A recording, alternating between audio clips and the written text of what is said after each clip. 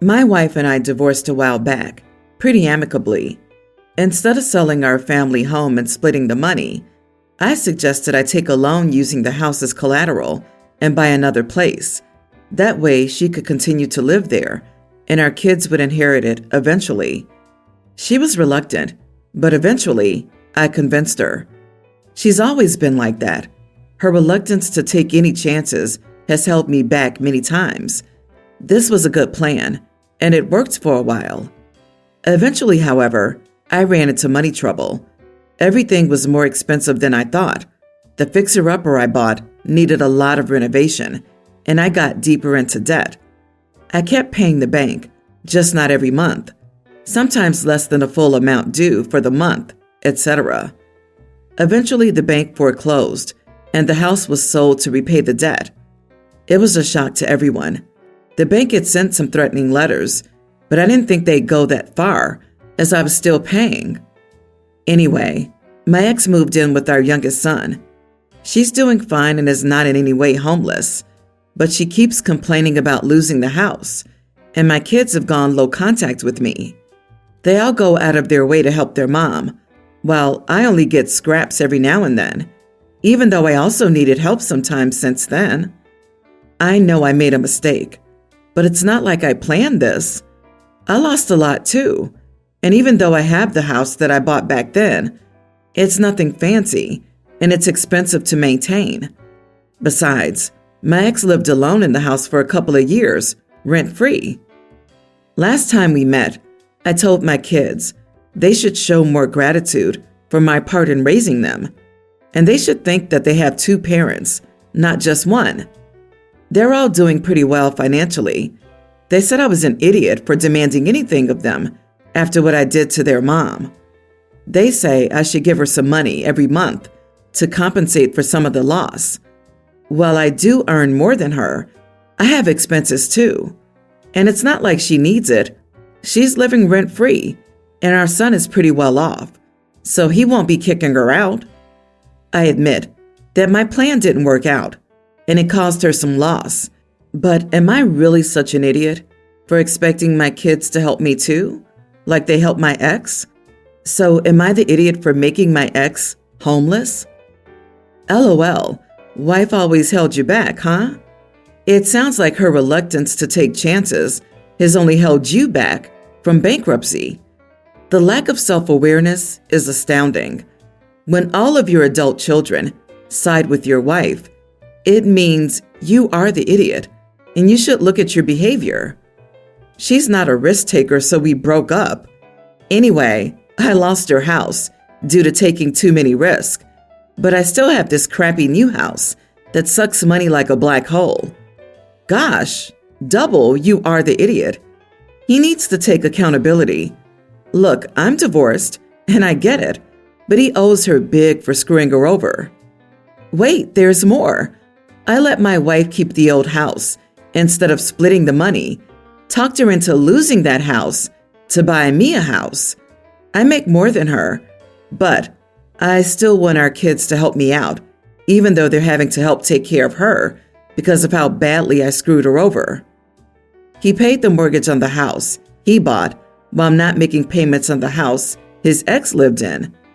In essence, he stole her half of the house by taking out a loan on it, keeping all the money for himself, then letting the bank foreclose on his ex instead of just selling the house and splitting the money with his ex. Foreclosure does not happen overnight. You 100% knew it was coming and didn't tell her? Triple you are the idiot for screwing over your wife, taking advantage of your kids, and painting yourself as the victim. OP is totally cut from the same cloth as these guys who come on here and say, I make $500K and my wife makes $30K. I insisted on living in $1 million home and splitting expenses 50-50. I'm about to retire next year, while my wife will have to work until she's 85 to afford the lifestyle that I forced on her. It sucks to be her. Meanwhile, while she works, I'll be vacationing on a Greek island. There are such selfish idiots out there. OMG. You bullied your ex-wife into putting her house up for collateral. which I guarantee she did just to get you away from her. And then you lost nothing, and she lost everything. You owe her every penny. And how dare you tell your children you deserve more? This is so blatantly wrong. And if I were your child, I'd help my mother sue you for every penny you stole from her under duress. I, female 28, let my sister, 20, live with us while she goes to university. In return, she pays us $500 a month. This covers her room, the extra water and power, and her food. It's very fair. She also does chores and helps with the kids. That was our agreement. We wrote everything down so there was no confusion. My understanding is that room and board at her school is $1,200 a month for shared accommodation, and it's only available during the 8 months of school. So living here is $6,000 a year instead of $9,600 for 8 months, and then 4 months living with our mom and stepdad. All was well for 2 years. She's a good student and a good kid, but she has a boyfriend now, and she started complaining about watching the kids every other Saturday night so my husband and I can have a date night. So I told her I'd find a sitter, but that she was responsible for paying them since she was supposed to watch the kids. Now she's complaining that her paying the sitter is using up all of her disposable income. She said she might as well stay on campus next year. I agreed and told her that was a great idea. She gets her freedom and I get my hobby room back. My mom called me and said my sister wasn't my unpaid nanny. I told her that I had already agreed that she could live on campus next semester. Then she said that I was being a witch because that would increase the amount they were paying for her, and that 4 months away from her job and boyfriend was cruel. I'm kind of torn. We had a deal, and I think it was fair. Am I the idiot? Not the idiot. $500 a month, including utilities and food, plus babysitting every other Saturday, is a great deal. You should have given written notice to her about the deal coming to an end and a move-out date. If one of the terms of her living with you was babysitting every other Saturday, and she won't, then it was up to her to ask to renegotiate the terms. She wasn't willing to pay the sitter and could make other arrangements. There's sure to be off-campus housing available. She's free to find an apartment and roommates. I disagree with everyone here. You are the idiot. You don't calculate the cost of a room in your house based on what she'd pay at university. That's number one. You calculate based on what you could get from a stranger. She's not responsible for paying for your sitter. Calculate what you'd get for renting the room. Subtract the fact that you would never rent to a stranger because you have kids, a slight discount for her bonus for you because you have help. She's also only responsible for cleaning up after herself, not you and your spouse and children. That's extra. Where I live, a student could get a studio with utilities for $500 a month. So working 2 days a month at $20 an hour plus, it's actually more expensive to live with you. Agree. OP got a stay-in cleaner and sitter while being paid $500 a month. My mom paid for that when I was young. As I see it, OP had the real deal here. I don't know about your relationship, but if it was my sister, she would not be paying rent, only for food, electricity, and such. I would take some money that would be refunded by doing extra chores or watching kids. Your deal seems to exploit. Your mother's right. Your sister's not an unpaid nanny. I, 24 male, am the youngest of 3 kids. I was treated as the baby of the family and still kind of am. Not to any extreme. It's more of a joking thing. My dad curses like a trucker, and my brother will teasingly say, "Dad, not in front of the baby." It's all in good fun. They've never tried to prevent me from growing up. We're a really close family and hang out a lot. I have a family nickname, a shortened form of my name. Think Johnny for John, though that's not it, that I grew tired of in my teens. I never told them that, though, as it's harmless, and it doesn't bother me that much. Like I said, they didn't know that I didn't like it, and I know if I had told them, they'd stop immediately. I've been dating Ashley for a few months now. When she met my family, they called me by that nickname. She used it after we left, and I playfully rolled my eyes saying, "I hate that name." She was confused and asked why they called me that then. I said I never made a big deal out of it, and it really doesn't matter. I just prefer that outside of my parents and siblings, others don't use it. I also asked that she not say anything to them. She said okay. We got together last weekend for my mom's birthday. At one point, my sister said, "Johnny, do you want a soda?" Ashley went to help her. I didn't think much of it. After the party, my mom called and asked, "So how long have you hated that we call you Johnny?" My stomach dropped. I asked why she would assume that, and she said Ashley told my sister she should stop calling me that, as I hated it. My sister waited until the party ended to say anything, as she didn't want to cause drama. She told our parents so that they would know not to call me that anymore. I told my mom it was okay. It's not that I truly mind. She said if I had told them sooner, they would have stopped. I said, seriously, don't worry about it. She asked if I was sure a few times. I could tell she felt really guilty, and that made me sad.